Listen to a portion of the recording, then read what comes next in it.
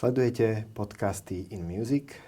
Volám sa Ivan Schiller a mojím dnešným hosťom je klaviristka, pedagogička, moja dobrá kamarátka Jordana Palovičová. Dobrý deň. Vítaj. Ďakujem. A ráno vstaneš. Aký je tvoj bežný deň? Môj bežný deň, podľa mňa každý deň je odlišný, takže by som to asi nepaušalizovala. Ráno nevstávam s kávičkou, keďže nie som kávičkár. Nemáš také rituály? Nemám také rituály, skôr možno miesto kávy, vzhľadom na moje bulharské korene a záhradnícke korene, možno siahnem práve k plodom z mojej záhrady. Áno? Takže máš nejaký rituál, že siahaš k plodom záhrady. Áno. Super. Spomínala si hneď svoje korene a mňa by zaujímalo, že ako si sa vlastne k hudbe dostala špeciálne ku klavíru. Prostredníctvom mojich rodičov, samozrejme, keď moja budúca profesionálna kariéra, i keď toto slovo nerada používam, nebola nimi naplánovaná. Skôr som vyrastala obklopená hudbou, obaja rodičia boli klaviristi, respektíve mama je klaviristka stále, i keď už menej aktívna. A v podstate tá hudba znela u nás neustále. Otec, koncertný klavirista, samozrejme naplňal náš dom klavírnymi koncertami. Spomeniem Humelov klavírny koncert, Glazunova, Rachmaninova či Cikerové koncertino. To je hudba môjho detstva. A moja mama tým, že pracovala so spevákmi, tak práve že veľmi veľa zaznievali aj rôzne operné árie, piesne a môj otec aj začínal po VŠMU práve ako korepetitor v SND. Takže v podstate obaja veľmi radi siahli práve k takej literatúre. Takže toto bola hudba môjho mládí, ak to takto môžem povedať. A v podstate postupne sa tá hudba samozrejme stala takou prirodzenou súčasťou môjho života. I keď samozrejme ten môj vývin oni nechali vyslovene na vynikajúcich pedagógov, ktorým plne dôverovali, čiže do toho vôbec nezasahovali. A boli to práve oni, tí pedagógovia, ktorí možno ma primeli. A teda obidva rodiče klaviristi. A keď si bola na základnej škole, zvažovala si aj niečo iné? Určite. Keby si nebola klaviristka, tak by si bola čo? Mňa fascinovala archeológia. Archeológia. A taktiež potom medicína. Myslím, že keby som nebola klaviristka, tak práve tá medicína možno by bola takou mojou cestou. A potom neskôr možno aj záujem o cudzie jazyky. To mi je tiež veľmi blízke. Takže možno jedno z týchto troch iných povolaní. A pamätáš si na ten moment, kedy si sa rozhodla, že tak ja budem klaviristka? Myslím, že tým zodpovedným za tento moment bol pán profesor Mašinda. On v skutočnosti naučil hrať na klavíri, keď som mala 6,5 rôčka. I keď to vyučovanie sa skôr za klavírom odohrávalo pod klavírom, bola som veľmi také nezbedné dievčatko a potom vlastne som išla regulérne do základnej umeleckej školy k pani Rebrovej a pani Holičovej. A potom ma podchytil, keď som mala okolo 12 rokov a navrhol mojim rodičom, aby som skúsila mimoriadne štúdium na konzervatóriu. A myslím, že toto bol ten moment, kedy mi tak pomyselne otvoril okna klavírneho umenia do korán. Čiže vtedy definitívne tá archeológia a medicína musela ustúpiť do pozadia. I keď momentálne tým, že vyučujem históriu klavírnej interpretácie a pedagogiky, tak v zásade som sa vrátila k takej hudobnej archeológii. Áno. A mne by zaujímalo, keď sa tak zamyslíš nad tým štúdiom na konzervatóriu, možno na vysokej škole, že čo ti najviac dalo? Čo ťa najviac vyzbrojilo pre prácu vlastne koncertnej klaviristky a pedagogičky? Myslím si, že kto ma vyzbrojil práve pre tú prácu, bola naša spoločná pani profesorka Varínska, ktorá podporovala, myslím, u každého z nás to jeho individuálne, tú jeho vlastnú pečať. Krásne nás, myslím, naviedla na tú profesiu. Určite sme sa zamýšľali aj nad aparátom, ale myslím, že príjm skutočne hrala hudba, naučila nás tomu pohľadu do štruktúry diel, naučila nás samozrejme aj láske ku komornej hre a myslím, že to je naozaj to, na základe čoho som potom čerpala neskôr, keď sme sa, myslím, obaja rozleteli do sveta. A keby si teraz, sama si pedagogička na VŠMU, a Ako ty pristupuješ vlastne k tomuto pedagogickému procesu? Že čo sa snažíš odkázať tej ďalšej generácii? Že tak, keď chcete byť klaviristami, tak musíte, alebo mali by ste, alebo mohli by ste. Snažím sa samozrejme čerpať z tých podnetov mojich pedagógov, či už pána Mašindu, alebo pani Varinské, ale aj tých mojich neskorších, Jontyho Solomona v Londýne, či Jamesa Toka v Lübecku a v podstate v ich duchu sa ich snažím vychovať ako komplexných hudobníkov. Aby sa pozerali za horizont tej klaviatúry, aby vnímali, čo sa deje aj mimo klaviatúry, aby chodievali na koncerty, veľa hrávali komornej tvorby, všímali si domácu tvorbu, ale v podstate aj život ako taký, pretože z toho čerpajú vlastne veľa zážitkov. Takisto som pedagógom, ktorý vyslovene navrhuje mojim študentom, aby skúsili aj štúdium v zahraničí. Myslím, že v porovnaní s našou generáciou tie možnosti sú teraz nevídané skutočne v rámci tých rôznych Erasmov a podobne. Takže sa snažím ich konfrontovať v podstate aj s tým svetom. Ty si sama koncertná klaviristka. Ako to vnímaš? My sme mali nedávno veľmi dobrý rozhovor po telefóne. Čo to znamená byť koncertným klaviristom a že aké sú to výzvy? Čo sú pre teba v súčasnosti? Ako to celé zladiť? Klavíra, vyučovanie a vôbec praktická stránka, uživiť sa? Tak myslím, že asi obaja vnímame ten kontext toho nášho geografického priestoru. Samozrejme aj tie reálne situácie, ktoré vyvstávajú z tých grantových štruktúr, z toho, akým priestor sa, povedzme, dáva či už mladej generácii alebo slovenským interpretom. Samozrejme, tá ideálna situácia by bola, pretože umelec vyrastá a dozrieva na tom pódiu, mať koncertný program, ktorý by sme mohli samozrejme uviesť možno aj v 10 mestách na Slovensku. To je tá najideálnejšia situácia. Ale vieme, že teda toto realitou nie je, ale samozrejme ja sa snažím aj mojich študentov vychovať tým spôsobom, aby naozaj vnímali tie svoje profesionálne možnosti čo najpestrejšie, aby sa možno neupínali len čisto na tú solistiku, pretože myslím si, že tie podmienky naozaj len na uplatnenie čisto solistu v našom geografickom priestore nie sú také ideálne. Takže im doporučuješ aj písať, aby sa naučili písať granty a organizovať? Myslím, že v tomto si majster ty. Ale ty učíš. Klobúk dole, ja učím. Samozrejme, ja som tiež zodpovedná za granty práve. Mne si povedala, že vlastne nestíhaš písať, ale pre školu píšeš. Áno, presne tak. Vlastne nestíham písať, ale skôr sa venujem práve tým školským projektom, ktoré mi robia veľkú radosť. A tam sa v podstate tiež snažím dávať tým študentom nové koncertné príležitosti, pretože často tam vlastne uvádzajú repertoár, ktorý možno by ani v rámci svojich sílab neuvádzali. Čo ťa na tvojej práci najviac baví? Tá pestrosť. Učenie, hranie, písanie? Áno, presne tak. Štúdium nových materiálov, keďže som tou hudobnou archeologičkou, klavírnou archeologičkou. A to, že v podstate je to veľmi dynamická práca, respektíve ani by som to ako práca nenazvala. Myslím, že to obaja robíme s veľkým nadšením. A to, že naozaj človek stretáva také rôznorodé spektrum ľudí práve pri tej našej práci, či už na pódiu, za katedrou a tak ďalej. Je niečo, čo by si nerobila, keby si nemusela?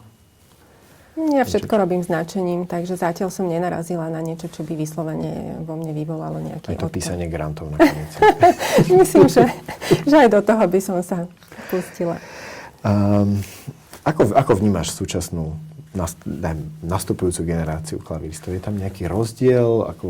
Lebo už máš bohaté skúsenosti aj ako pedagóg, aj ako klavirista. Máme aj vzťahy s našimi staršími priateľmi, alebo aj s najstaršou generáciou, ako si spomínala pani Danu Varinskú. Že vnímaš nejaký rozdiel, nejaký posun v týchto generáciách rôznych? A teraz teda vychovávaš úplne novú generáciu klaviristov. Myslím, že určite celospoločenská situácia je odlišná, tie možnosti sú rôznorodé. Samozrejme, tie dvere do sveta sú pre túto mladú generáciu otvorené. Na druhej strane si myslím, že možno by mohli byť odvážnejší práve v tom preskúmavaní týchto možností. Možno, keď to porovnám s nami, možno sme do istej miery boli viac fokusovaní naozaj na tie naše školské povinnosti. Teraz samozrejme tým, že je tu aj ten finančný aspekt, tak v podstate mnohí študenti aj pracujú. Takže samozrejme musia trošku trieštiť tú pozornosť v podstate na viaceré fronty.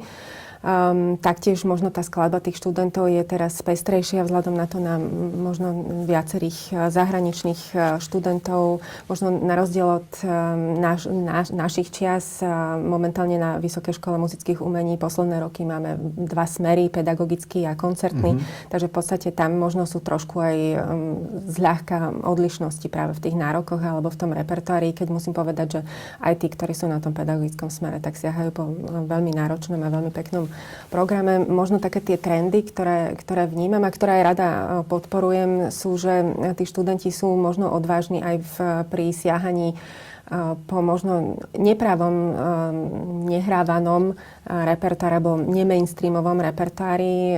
Snažíme sa ich, myslím, viesť aj k tomu, aby hrali aj domácu tvorbu. Teda to je určite aj v mojej triede ten prípad. A ktoré sú také mená menej tradičného repertoáru, s ktorými si sa stretla za posledné roky? A zaujali ťa? že si povedala, že wow, že potom siahol po tejto skladbe. Samozrejme, ono to vyvstáva aj možno z toho, že aj ja sama mám veľmi širokú knižnicu a teda aj intenzívne sa snažím hľadať zaujímavé opusy. Možno zaujímavé sú aspoň teda v kontexte toho nášho vyučovacieho procesu programy, kde sa nachádzajú španielskí autori, škandinávski autori. Takže toto sú určite... A keď si spomínala, že máte koncertný a pedagogický smer, je niektorý z nich prevažujúci, alebo to vyrovnané, že rovnaký počet študentov sa hlási aj na pedagogický a na koncertný? Myslím si, že presné číslo teraz nepoviem, ale myslím, že je to v prospech toho pedagogického smeru s tým, ale že mali sme aj ročníky, kedy po napríklad bakalárskom štúdiu tí študenti sa prihlásili potom ďalej na magisterské štúdium práve na to koncertné zameranie. A pri repertoári ešte ostaneme, lebo ty sama máš veľmi bohatý repertoár, ktorý je ti srdcu blízky, čo je naozaj... Čo je moja keď srdcovka? sa povie, že Jordana, tak Jordana povie, že... Že tých autorov je určite veľa, ale určite by som medzi nich zaradila Clauda Debussyho, Jana Cikera, Eugena Suchoňa, Karla Filipa Emanuela Bacha napríklad. To sú také moje srdcovky. Samozrejme, nedávno aj som načerala trošku do takých vôd dámskych skladateliek, to je do tvorby Márie Šimanovskej, takže tam mi tiež veľmi prirastla k srdcu. A veľmi samozrejme rada hrám aj súčasných autorov, ako je Ľuboš Bernát, Peter Machedík či Evgenij Iršaj. Ale taktiež spolupracujeme aj so slovenskými skladateľkami, ako Iris Segi alebo Katka Koreňová. Takže naozaj dalo by sa o mnohých debatovať, ale keby mi venoval Claude Debussy nejakú skladbu, neodmietla by som. Tak musíme pohľadať v archíve, či to náhodou neurobil. Keď sa zaoberáš vlastne celý život interpretáciou, ja som sa rozprával s našim spoločným kamarátom Ronaldom Šebestom a tiež by ma zaujímal tvoj názor, že čo sú podľa teba že dobré kritérium interpretácie, že toto je dobrá interpretácia. Čo by mala obsahovať taká dobrá interpretácia? Obsah. Obsah? Určite ten interpret by mal mať samozrejme to že má fantastické alebo vynikajúce technické zázemie, to by malo byť samozrejme prirodzené, ale malo by to byť presne v službách hudobného obsahu. To znamená, že naozaj interpret, u ktorého je veľmi markantná hudobná inteligencia, emocionalita, strhujúca práca s tónotvorbou, samozrejme úžasný vhľad do štruktúry. To sú presne atribúty, ktoré nám, myslím, štepovali naši pedagógovia. A toto ma vie ako poslucháča veľmi zaujať. Máš ty pre seba, že kedy vieš ty sama, že dobrá nahrávka sa mi podarila, dobrý koncert. Kedy si to povieš? Kedy? že tak toto splňalo moje kritérium. Ja si myslím, že my by sme nemali nikdy zaspať na Vavrínoch. To tebe nehrozí. Ale... Ja sa pozerám na ten proces interpretácie ako na proces, ktorý nie je statický, ale v podstate že je takou evolúciou mňa ako osobnosti umeleckej alebo teda aj ľudskej. Takže v podstate, ak vnímam ten koncert ako vydarený i vzhľadom, povedzme, na ten môj profesionálny výkon, ale aj na tú odozvu toho publika, tak samozrejme sa veľmi teším, ale teším sa potom už aj na ďalšie koncerty alebo to, čo ma čaká. Máš niekoho, s kým sa ešte radíš? Alebo spätnú väzbu príjmaš na svoju? Toto je vynikajúca otázka, o ktorej som sa raz rozprávala so známymi, ktorí boli práve zo spevackého prostredia. A naozaj som sa nad tým zamyslela, lebo myslím si, že práve u spevákov tá neustála konfrontácia, povedzme aj so svojím priamo pedagógom, je na mieste.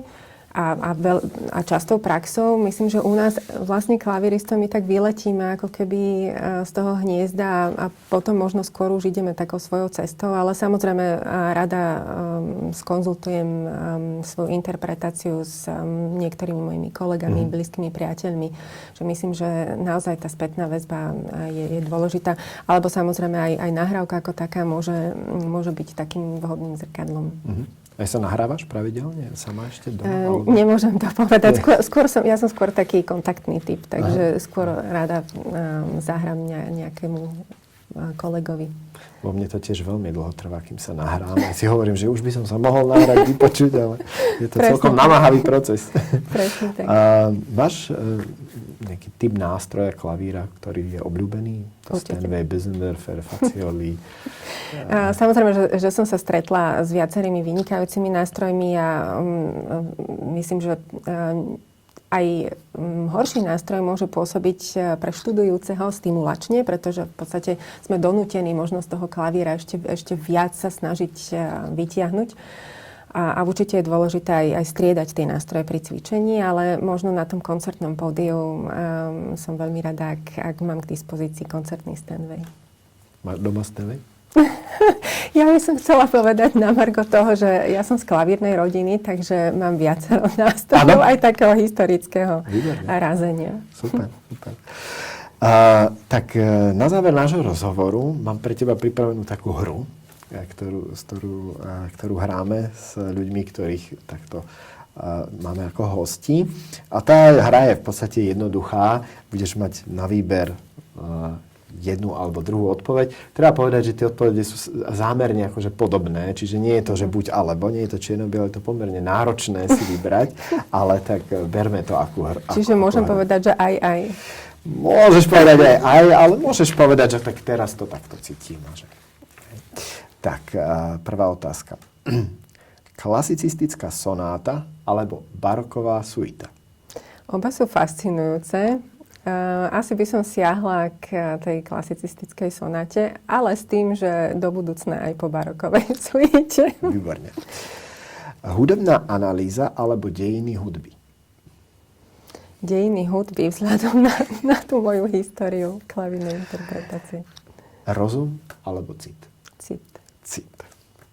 Matematika alebo chémia? Musím povedať, že ja som mala oba predmety veľmi rada na základnej škole. Chémia. Ja by som povedal, že matematika. Ešte, že som sa spýtal. Koncert alebo individuálne štúdium? No, toto je veľmi zaujímavá otázka.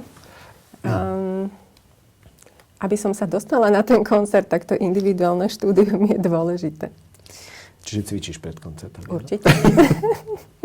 Solo alebo komorná hra? Oboje.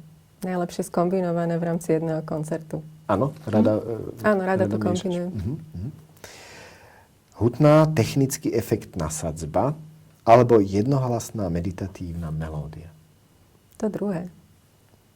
Čiže meditatívna melódia. Systém, štruktúra alebo voľnosť? Oboje. Myslím, že keď je disciplína, tak si potom môžeme dovoliť aj istú voľnosť, ktorá nám dáva krídla a ktorá v podstate vidíme to pri rúbáte. Napríklad. Ale to tak sedí aj na toho Debussyho, nie? Určite. Že? Presný zápis alebo otvorený zápis? Myslím, že tu si tým profesionálnym ty, takže myslím, že ten presný zápis v mojom prípade. Schumann alebo Ligeti? Schumann. A máme tu aj rok českej hudby, takže Smetana alebo Dvořák? Ja milujem Dvořákové symfónie, takže Dvořák. Pedál alebo bez pedálu? That's the question. Práve nedávno som mojim študentom približovala názor Andráša Schiffa na hru Bacha. S alebo bez pedálu. Bolo to veľmi zaujímavé. Bola tam aj fotografia Andráša Schiffa v podstate ako sedí za klavírom a skutočne len topánky, ktoré teda boli nasmerované preč z pedálov. Takže to bolo veľmi zaujímavé, ale ja som veľký fanúšik práve tej pedálovej líry. Netvrdím, že akurát pri Bachovi, ale určite mi je sympatické, keď niekto vie veľmi vytríbene pracovať aj s pedálom. Ale Andráš Schiff používa pedál, nie? Aj pri hraní používa, Bacha, ale práve on hovorí, že konzultoval ešte zamlada s jedným čembalistom anglickým práve barokovú hudbu a že si osvojil dosť výrazne práve taký puristický spôsob hrania toho Bacha. Napríklad Bacha. Legato alebo portamento? Portamento. Forte alebo piano? Piano. A v tomto mi je veľmi sympatický napríklad Ferruccio Busoni, o ktorom som písala aj dizertačnú prácu, o ktorom sa hovorilo, že naozaj bol majstrom takých úplne špeciálnych matných odtieňov a práce práve v tom pianovom registri. Výtvarné umenie alebo balet? Alebo súčasný tanec? Ja by som povedala, že všetko. Ja keď som bola malá, tak som chodievala na tanečnú. Bolo mi to veľmi také prirodzené ako živému dievčatku a to výtvarné umenie milujem a tiež sa mi spája napríklad s tým mojim milovaným Debussym. Je niečo, čo si v detstve nerobila? Určite veľa vecí. Hokej nie, dobre. Určite veľa vecí bolo ešte. Napríklad som nikdy nestála na lyžiach. Naozaj? Naozaj. Ale na kočuliach? Ani tam. Ani na kočuliach, ani na lyžiach? Kvôli rukám, alebo ťa to nebavilo? Ja by som povedala, že asi v našej rodine sa to nepestovalo, keďže obaja rodičia sa profesne venovali klavíru, takže asi na to si nenašli čas, ani sme to nepestovali, takže už nejak potom neskôr som už možno práve z takýchto dôvodov už neskúsila ani tie korčule, ani tie lyže. Socha alebo obraz? Obraz. Noc alebo deň?